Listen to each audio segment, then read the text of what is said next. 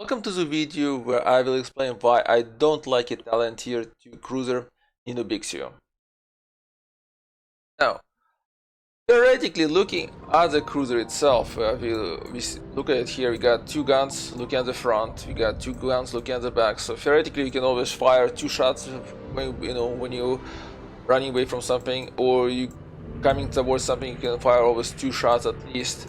And the fact that the way you have guns here, here, here, and here allows you to fire 5 shots to any side. All this kind of seems to be, well, this is pretty good, isn't it? And all in theory seems to be fine. And if you look at the modules, here we got 120mm guns. Now, this is a bit under caliber for the Tier 2. Other cruisers here you can find that have better guns. But it's still fine. You got the damage of 2850 for your actually it's not an HE shell, it's a semi armor penetrating shell or something like that, because it penetrates a certain amount of armor, then it explodes. Then there's armor piercing shells that do 2100 damage, so it's not bad. But your reload time is 12 seconds, that's pretty slow. You do feel that as a very slow reload time. Your turn time in 5 seconds for the guns is also not that great, but it's fine. I can live with that. HP for this ship is 16,600, and you got almost no armor. Yeah, armor is situated around the guns and around the conning tower, which is, well, it's useless. So it's pretty easy for anybody to just really do a lot of damage to you. Now, you do have anti-aircraft mounts, which I'm not sure why we need them. You do have secondary gun turrets, which should be helpful, but I never got anybody really that close for secondary guns to take effect. Now, your firing range is 11.4 kilometers, which is actually it's pretty good, because your detection range for the ships is 8.1 kilometers. Now, like I said, you're not gonna see any planes in Tier 2, so the air detection range is useless, and the anti-aircraft guns are also useless. Now, maximum speed is 26.8 knots, which is actually historically accurate. Overall, the armaments are historically accurate, except that the actual ship also had 200 mines and 2 torpedoes. Torpedo tubes of, I believe it was a 455 millimeters, 450 millimeters torpedoes that it was equipped for. So that way, it's kind of missing this kind of armaments, but again, that's fine. This is a game that does not 100% tries to be historically accurate. So, like I said, parameters-wise, it seems to be it's fine, except, hit points are not that high, and your armor is, of course, is not that great. But let's see how does it play in the actual battle. And while we're waiting, I'm going to tell you a bit about the ship itself.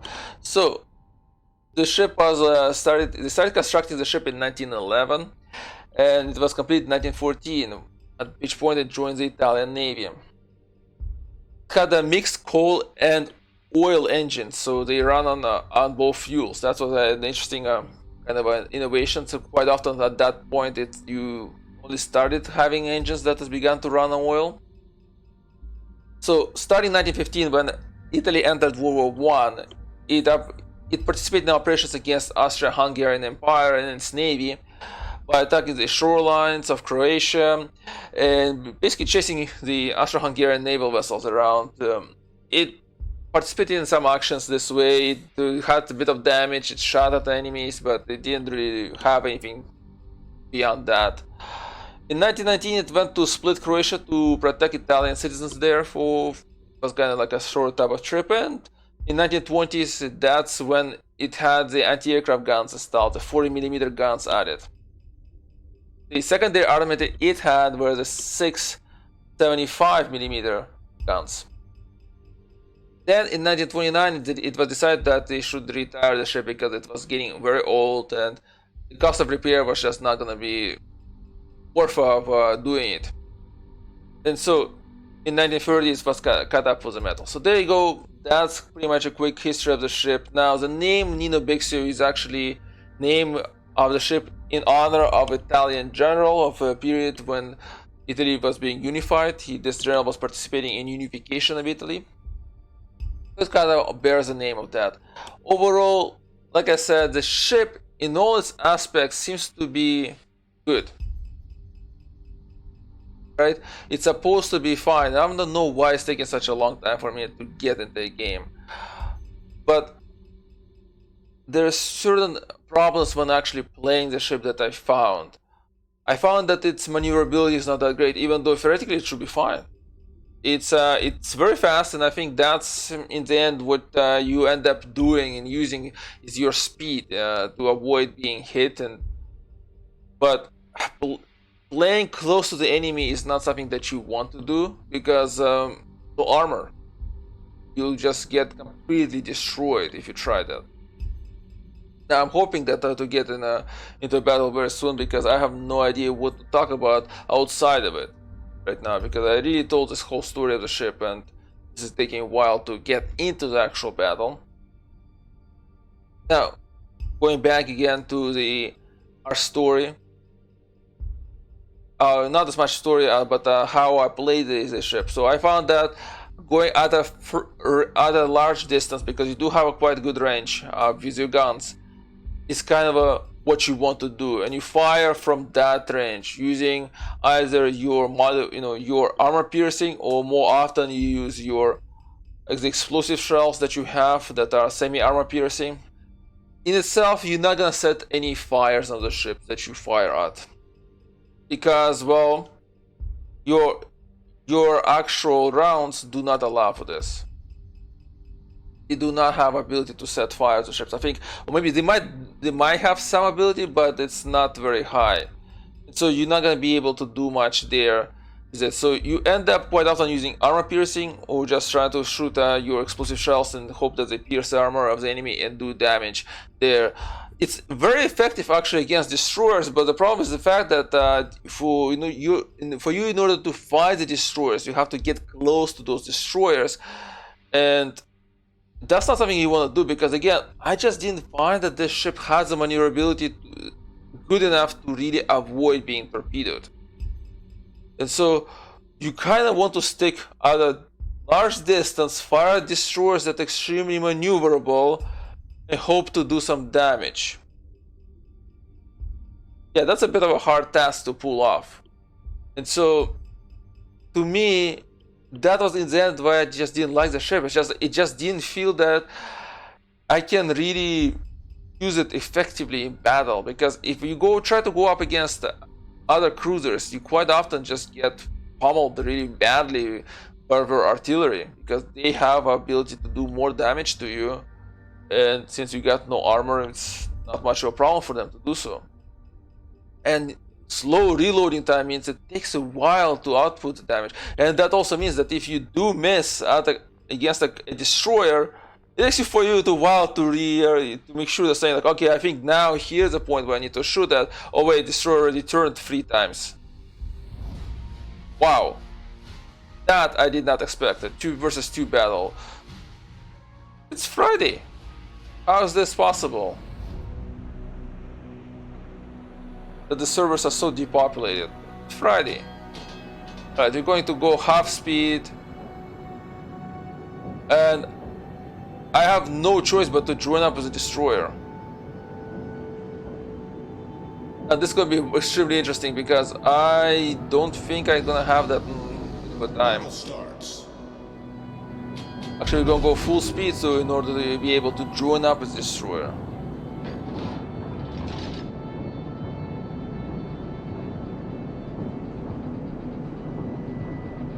Now, here it looks like the ship actually is pretty responsive to controls, but if you look at it, it takes a while to go from one side to another.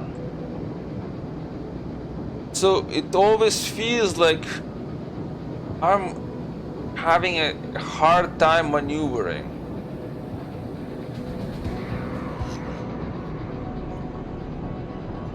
So from that aspect, it this is always like I just don't feel that good about maneuverability of the ship. Speed-wise, it's great. You know, you reach that nice, quite good speed. You can catch up to enemies, but I just don't find that it is actually very effective in the end. I think the speed of the reload time is really what kills me.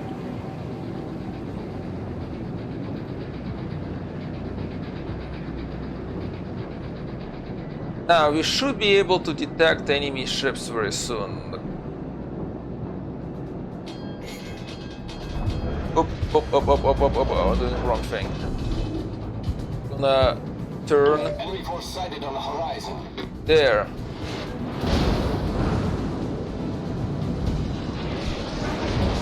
Should turn a bit. Now. Ooh. And dead ahead.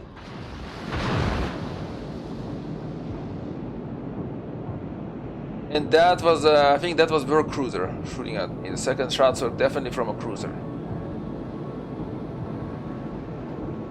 Now I'm gonna join up with Samson here so that we can kind of play together.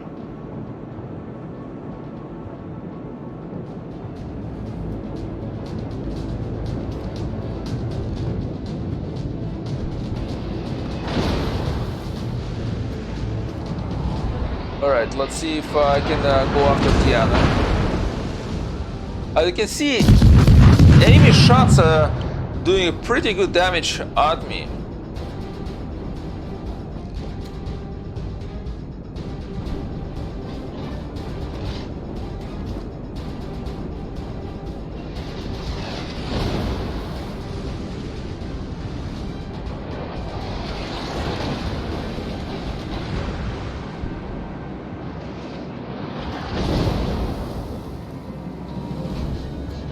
Like I said, I don't really have much armor, and I have very low HP,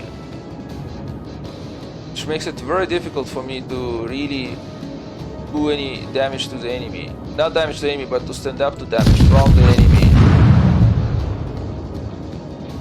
Okay, let's turn right. We won't be able to be free to turn left anytime. And there you go, I still waiting to reload. Now I got reload, I'm waiting for the guns to move into position.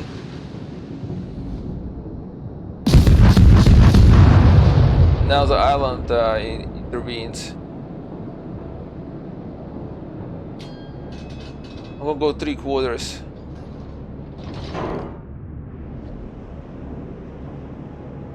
And so far I failed to do any damage to the enemy. But I'm having such a hard time sighting the guns.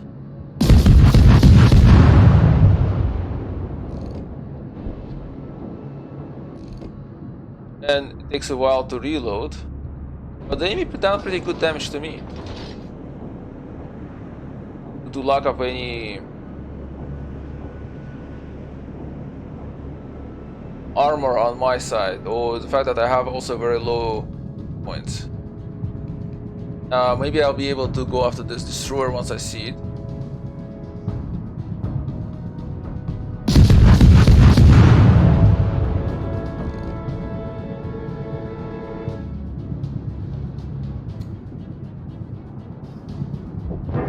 And again, we're waiting to reload. And now we lost our...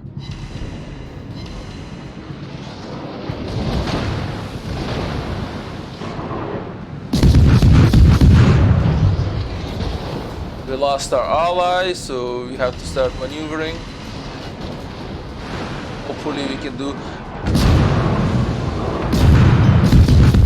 The ship is on fire. Problem solved, sir. Now he got hit by torpedoes. So hopefully we can do something about this guy.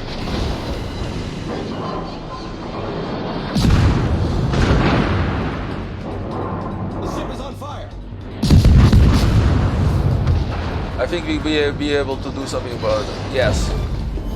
But... Cruiser destroyed.